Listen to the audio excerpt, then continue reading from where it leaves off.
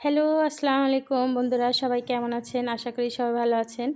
আমি একটা পিঠা বানাবো। পিঠাটা হচ্ছে ভাপা পিঠা। অনেকেই পিঠাটা খেয়েছেন। আমি জানি যে সবাই এই শীতের দিনে এই পিঠাগুলা খায়, কিন্তু সবাই অন্য ধরনের করে বানায়। আমি একটা ভিন্ন আইটেমে বানিয়েছি। আমি হচ্ছে পিঠাটাকে প্রেশার কুকারে বানিয়েছি। হয়তো আপনারা হাসবেন, আপনাদের কাছে মনে হবে যে প্রেশার কুকারে কীভাবে পিঠা বানায়। তো প্রেশার কুকারে হচ্ছে আমি কাপের ভিতরে এই পিঠাগুলা দিয়ে নিয়েছি। পিঠাগুলাতে ব্যবহার করেছি হচ্ছে মিঠাই আর নারিকেল আর চাউলের গুঁড়ি। এটা তো সবাই জানেন, কিন্তু আমার পিঠা বানানোর পদ্ধতিটা এরকম। আমি কাপে করে পিঠাগুলা দিয়ে আমি শীষ দিয়ে নিয়েছি হচ্ছে প্রেশার কুকারে। তো আমার পিঠাগুলো এরকম হয়েছে। যদি কারো ভালো লাগে বা পছন্দ হয় অবশ্যই লাইক করবেন, কমেন্ট করবেন, শেয়ার করবেন। বেশি বেশি করে শেয়ার করে দিবেন।